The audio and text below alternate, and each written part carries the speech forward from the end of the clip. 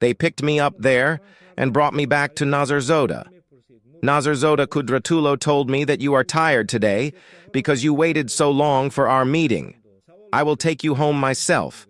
To be honest, I did not say yes or no. He got ready, and we went out together and got into his car.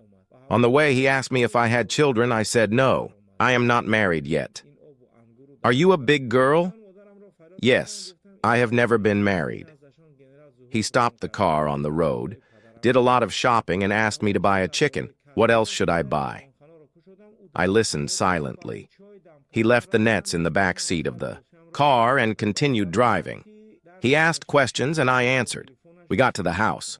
To be honest, I didn't invite him into the house, but he took the nets and followed me towards our house. He entered our yard and started shouting, "Look at this yard, look at this water, the grapes and the trees." I shouted to my mother.